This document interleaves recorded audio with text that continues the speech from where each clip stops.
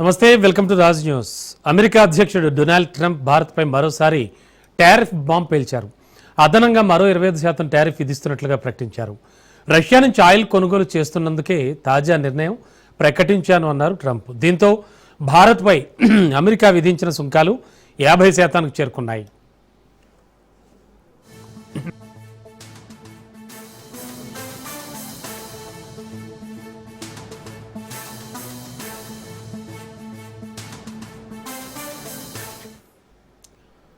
బ్రేకింగ్లో చూస్తున్నాం. అమెరికా అధ్యక్షుడు Donald Trump భారత్పై మరోసారి టారిఫ్ బాంబ్ పేల్చారు. అదనంగా మరో 25% టారిఫ్ విధిస్తున్నట్లు ప్రకటించారు. రష్యా నుంచి ఆయిల్ కొనుగోలు చేస్తున్నందుకే తాజా నిర్ణయం ప్రకటించానన్నారు ట్రంప్. దీంతో భారత్పై అమెరికా విధించిన సుంకాలు 50% చేరుకున్నాయి.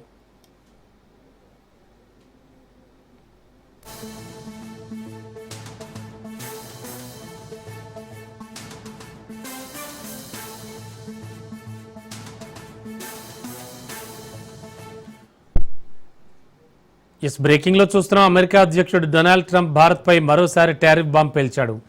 అదనంగా మరో 25% టారిఫ్ విధిస్తున్నట్లుగా ప్రకటించాడు. రష్యా నుంచి ఆయిల్ కొనుగోలు చేస్తున్నందుకే తాజా నిర్ణయం ప్రకటించానన్నారు ట్రంప్. దీంతో భారత్పై అమెరికా విధించిన సుంకాలు 50% చేరుకున్నాయి. ఇక ఇదే అంశానికి సంబంధించి లేటెస్ట్ ఇన్ఫో అలాగే మరింత విశ్లేషణ అందించడానికి మా కరెస్పాండెంట్ సైదులు సిద్ధంగా ఉన్నారు. సైదులు, ట్రంప్ ఆకాశమే హద్దుగా చెలరేగిపోతున్నారు. భారత్పై ఎందుకు పదే పదే అక్కసు వెళ్ళగక్కుతూ ఇవన్నీ చేస్తున్నారు అంటే ఒకే ఒక ఆన్సర్, రష్యా. ఏమిటి అసలు ఏం జరుగుతోంది, ఎలా ఆలోచించాలి ఇది?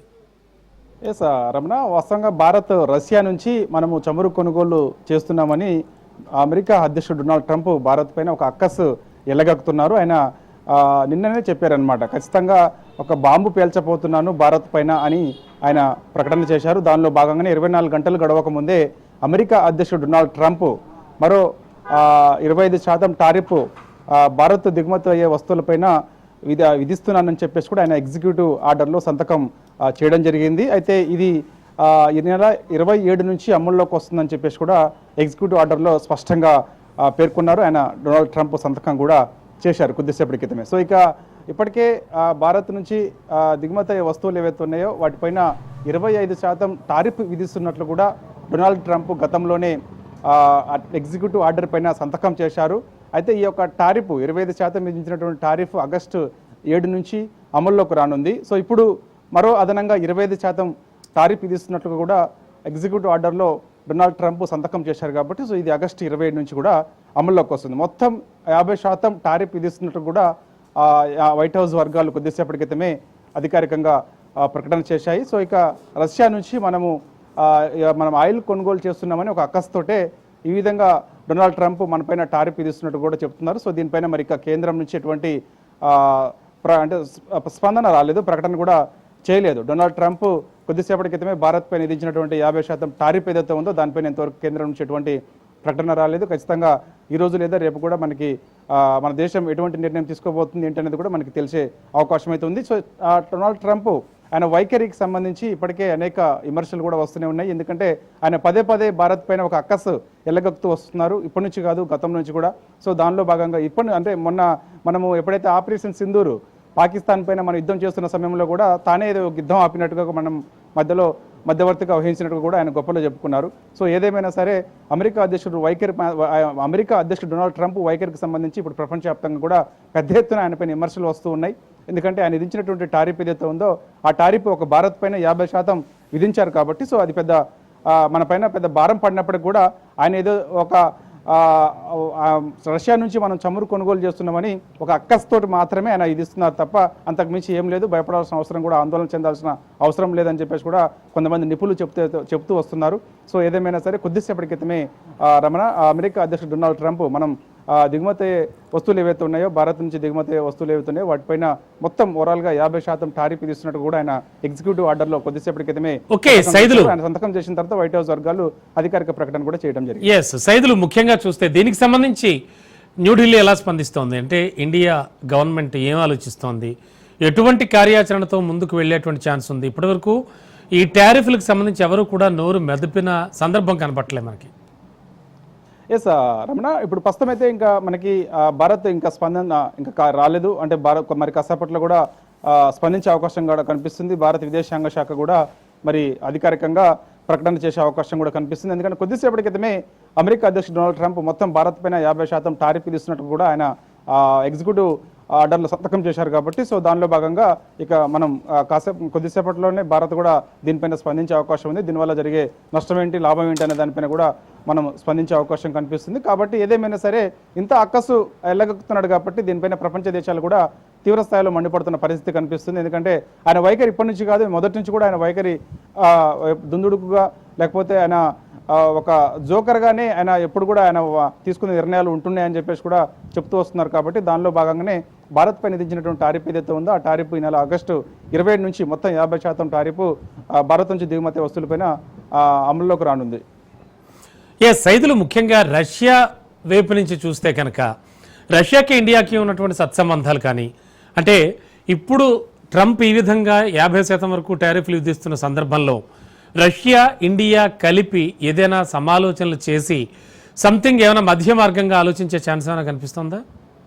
ఎస్ ఖచ్చితంగా రమణ, మరోసారి రష్యా విదేశాంగ శాఖ భారత్ విదేశాంగ శాఖ కూడా మరోసారి భేటీ అయ్యే అవకాశం ఉంది. ఎందుకంటే ట్రంప్ విధించినటువంటి యొక్క టారిఫ్ ఏదైతే ఉందో అది అత్యధికంగా భారత్ పైన 50% విధిస్తున్నట్టు కూడా ఆయన కొద్దిసేపటి క్రితమే వైట్ హౌస్ వర్గాలు కూడా ప్రకటన చేశాయి. కాబట్టి సో దీనిపైన ఒకసారి నిపుణులతో చర్చించిన తర్వాత భారత్ కూడా ఒక నిర్ణయం తీసుకోబోతుంది. ముఖ్యంగా ప్రధాని నరేంద్ర మోడీ అధ్యక్షతన ఒక హై లెవెల్ కమిటీ కూడా ఒకటి సమావేశం అయ్యే అవకాశం కూడా ఉంటుంది. దాని తర్వాత భారత విదేశాంగ శాఖ ఒక నిర్ణయానికి వచ్చి ప్రకటన కూడా చేస్తుంది. ప్రకటన చేసిన తర్వాత అవసరమైతే రష్యా విదేశాంగ శాఖతోటి మరోసారి సంప్రదింపులు జరిపి భేటీ అవుతారు.